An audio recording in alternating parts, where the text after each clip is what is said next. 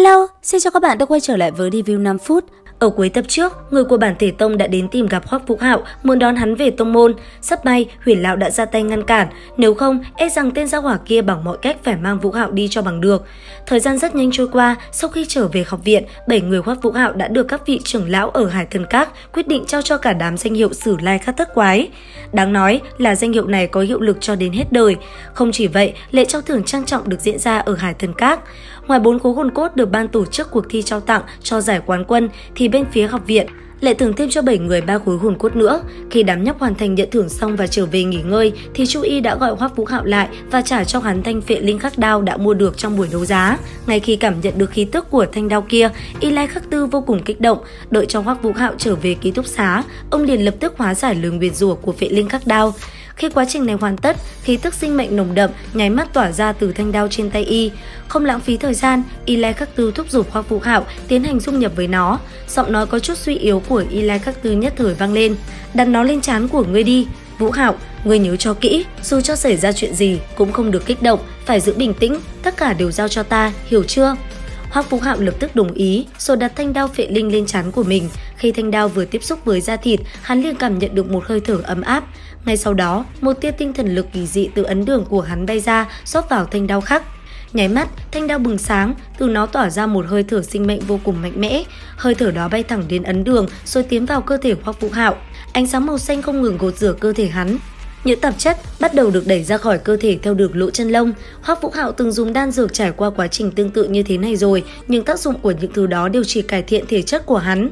Mà lúc này, những tia sáng màu xanh kia lại không đơn giản như vậy, nó ẩn chứa khí tức sinh mệnh khổng lồ, nên vừa gột rửa, đồng thời cũng giúp tu vi của hắn tăng lên. Nhưng không bao lâu thì thanh đao khắc kia trực tiếp đâm mạnh vào ấn đường của hắn.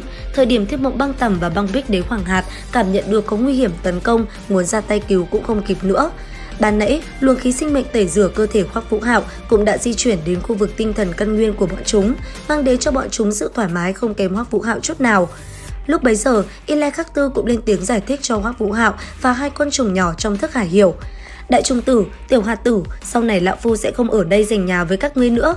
Thứ các ngươi gọi là phệ linh khắc đao, thực chất do sinh linh kim tạo thành, lực lượng căn nguyên của sinh linh gọi là sinh mệnh lực, mà sinh linh kim chính là do sinh mệnh lực ngưng tụ thành. Thần trí của ta bị hư hỏng quá nặng, cho nên tạm thời ta không thể không nhờ vào sinh linh kim. Ta thông qua nó tạo cho Hoắc Vũ Hạo con mắt thứ ba gọi là sinh linh nhãn. Sau này, tốc độ tu luyện tinh thần lực của Vũ Hạo sẽ tăng gấp 3 lần so với trước đây. Hơn nữa, tinh thần lực của hắn có thể nói là bất tử bất diệt, cộng thêm việc cơ thể hắn từng được sinh linh kim gột rửa, bất kể bị thương gì, chỉ cần não vẫn hoạt động thì đều có thể tự chữa trị." Nói xong, Y Lai Khắc Tư cũng biến mất, tiến hành dung nhập với sinh linh kim. Đúng lúc ấy thì Vương Đông gọi Hoắc Vũ Hạo đến Hải Thần Các gặp Mục Lão. Thời gian này, ba người bọn họ được Mục Lão giữ lại để chỉ điểm tu luyện. Không lâu sau, cả ba đã biết được mục tiêu của bản thân và con đường tu luyện sau này. Tiêu Tiêu muốn trở thành chiến hồn sư hệ phụ trợ để bổ sung những khuyết thiếu cho Sử Lai Khắc Thất Quái, còn Hoắc Vũ Hạo và Vương Đông, hai người có chung lý tưởng đó là trọng trấn Đồng Môn. Điều này khiến Mục Lão vô cùng hài lòng. Cứ thế, trang cảnh nhẹ nhàng ấy qua đi, ngồi bên trong căn phòng nhỏ, Mục Lão ân cần giảng giải từng chút một cho ba cô cậu nhóc kia cùng nghe. Thời gian thấm thoát trôi qua, không lâu sau, bản thể tông đã cho người đến muốn săn bằng Sử Lai Khắc để đòi người. Lúc bấy giờ, trên không trung bất ngờ vang lên giọng nói đầy nội lực quát: "Huyền tử, người bước ra đây cho lão phu." Thanh âm vừa dứt, toàn bộ nơi đây cường giả đều chấn động. Ngay lập tức, Ngôn Thiểu Triết thân thể liền bay đi. Gần đó, Hoắc Vũ Hạo nghe thấy thanh âm này cũng giật mình nói: "Tinh thần lực thật mạnh, đây là ngươi phương nào, là đến tìm Huyền lão sao?"